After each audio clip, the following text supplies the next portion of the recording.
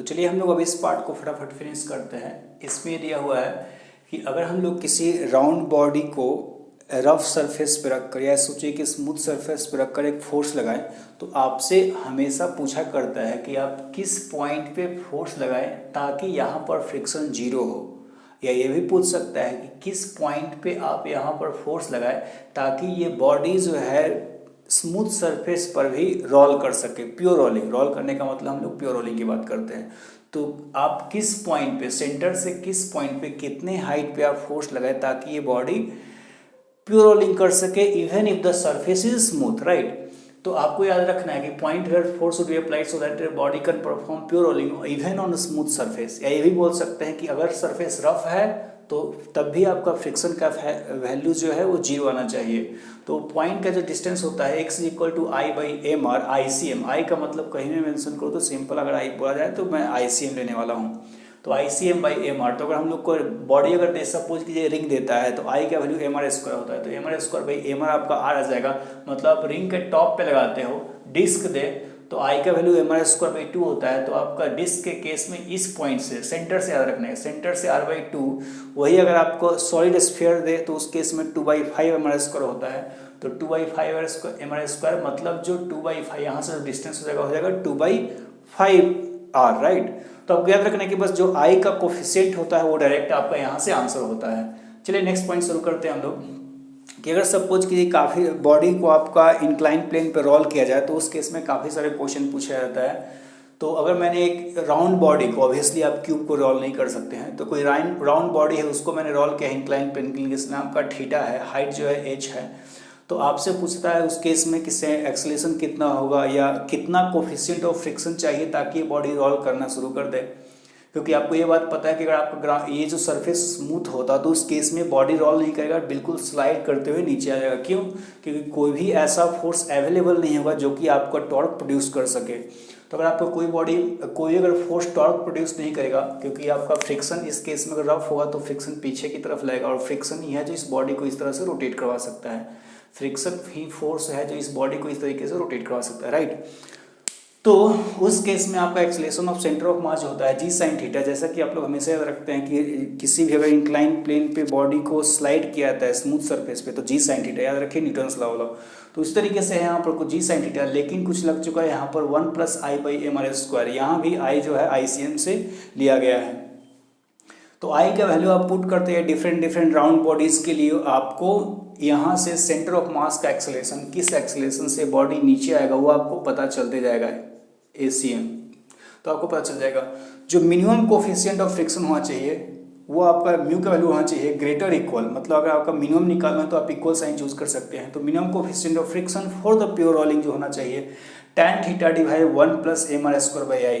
अब यहाँ पर बच्चों को क्या दिक्कत होता है कि बहुत लोग यहाँ पर I/mr² है, यहाँ पर mr²/I है, तो ये लोग कंफ्यूज हो जाते हैं। क्योंकि tan थीटा तो याद होता है कि हम लोग को हमेशा एंगल ऑफ रिपोज होता है, याद रखिए कि स्लाइडिंग नहीं करने के लिए हम लोग का एंगल ऑफ रिपोज होता है tan थीटा के बराबर होता है, ठीक है। तो उसी से कुछ tan थीटा है लेकिन नीचे की तरफ आ चुका है 1 + mr²/I। तो आप ऐसे याद कीजिएगा, आपको एक्सेलरेशन काफ़ी ज़्यादा इंपॉर्टेंट वैल्यू होता है। एक्सेलरेशन आप याद रखिए, हमेशा आप एक्सेलरेशन ही याद करते हैं कहीं भी। तो acceleration g sin theta 1 + I/mr²। इसको याद कैसे कीजिए, तो ABCD में आपका I पहले आता है और M बाद में आता है। तो I को ऊपर लिखना है, M को नीचे लिखना है, वही कोफिशिएंट ऑफ फ्रिक्शन उसको उल्टा कर देना है, सिंपल सी बात है, ठीक है। तो आप इसको याद रखिए और इसको उससे रिलेट कर लीजिए। आपको याद रखना है कि बस उल्टा कर देना है, mr²/I कर देना है, I/mr² की जगह पर, ठीक है। उल्टा मतलब पूरा उल्टा नहीं कर देना है। चलिए velocity of centre of mass, simply आप यहाँ से अगर निकालते हैं सेंटर ऑफ मास का वेलोसिटी, तो रोलिंग के केस में ये सारे जो केस है रोलिंग के लिए दिए गए हैं। तो velocity of centre of mass √2gh के बजाय √2gh जो है 1 + I/mr², क्योंकि acceleration of centre of mass से यहाँ पर निकाला गया है, राइट।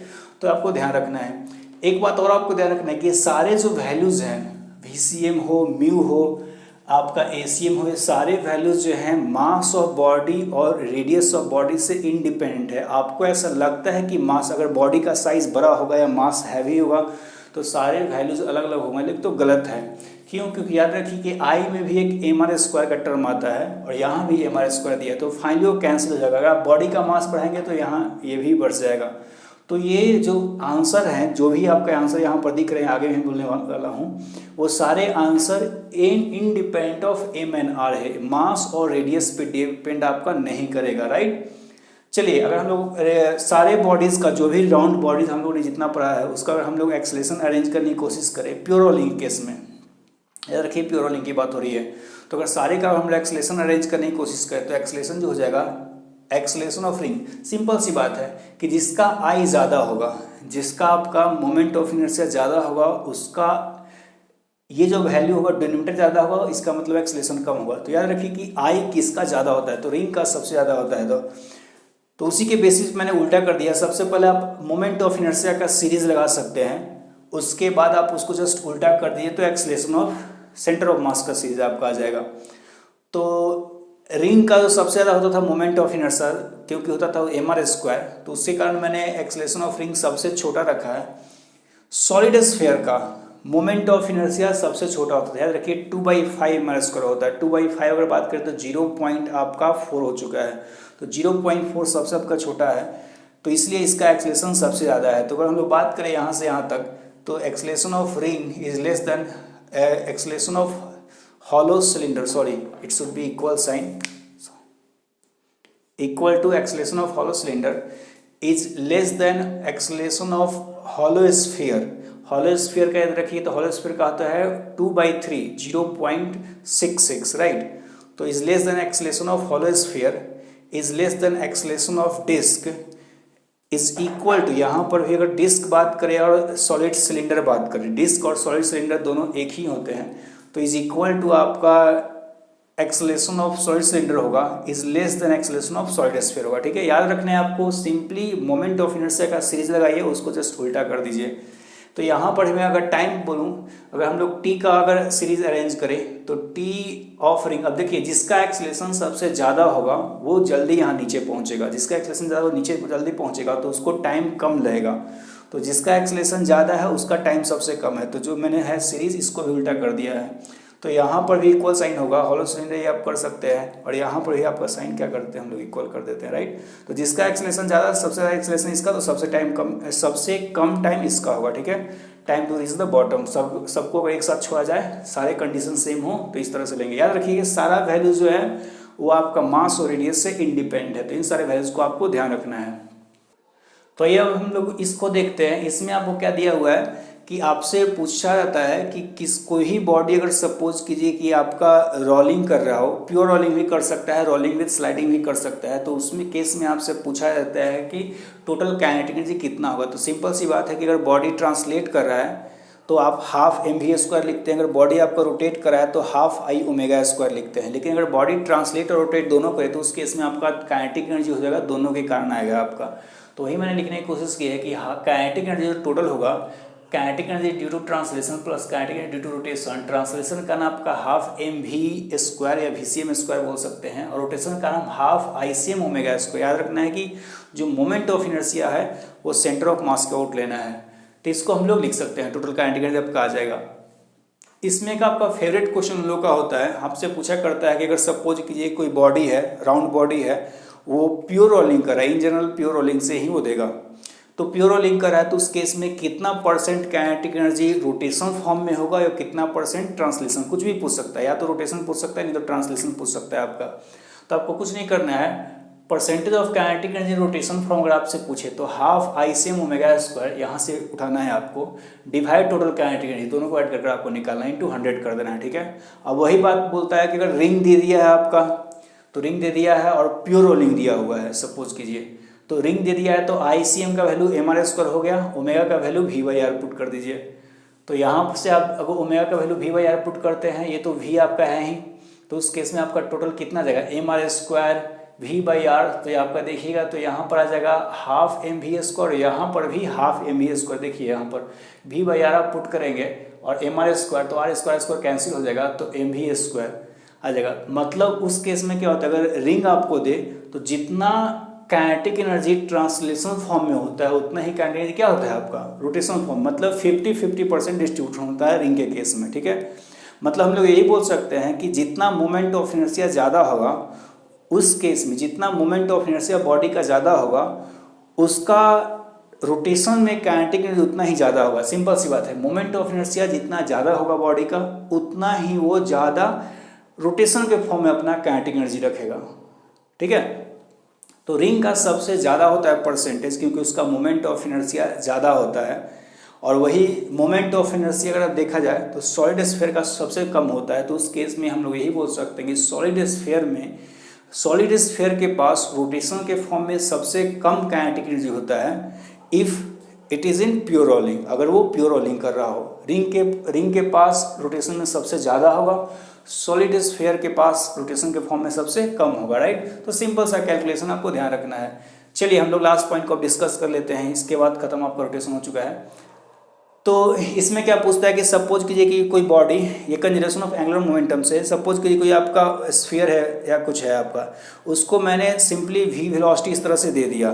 तो आप अगर वी वेलोसिटी ऐसे आप देते हैं, वी नोट यहाँ पर दिया हुआ है, तो वी नोट वेलोसिटी देते हैं तो आप ऑब्जर्व ऐसा कर सकते हैं कि अगर आपका ग्राउंड रफ है तो कुछ देर के बाद वो रोल करना शुरू कर देगा। लेकिन वही अगर ग्राउंड स्मूथ है, बिल्कुल स्मूथ है, तो उस केस में कभी वो रोल नहीं करेगा, क्योंकि उसमें फ्रिक्शन कोई हेल्प ऐसा नहीं करने वाला फोर्स होगा जो उसको रोटेट करवा सके। तो आपका बॉडी सीधा चलता जाएगा। लेकिन वही अगर आपका बॉडी रफ ग्राउंड पे थ्रो किया गया है, अगर आपका बॉडी रफ ग्राउंड पे थ्रो किया गया तो उस केस में क्या होगा कि कुछ देर के बाद वो रोलिंग करना शुरू कर देगा। तो उस केस में इन जनरल ऐसा ही क्वेश्चन आपसे पूछता है। तो उस केस में आपसे पूछता है कि जब वो रोलिंग करना शुरू कर दे तो उस केस में कितना वेलोसिटी होगा उसके पास वंस इट स्टार्ट्स रोलिंग। तो सिंपल सी बात है कि उस केस में हम लोग करते क्या है कि पॉइंट पी के आउट, कोई पॉइंट जो ग्राउंड पे है रखा हुआ, तो उस पॉइंट के अबाउट हम लोग कंजर्वेशन ऑफ एंगुलर मोमेंटम लगाते हैं।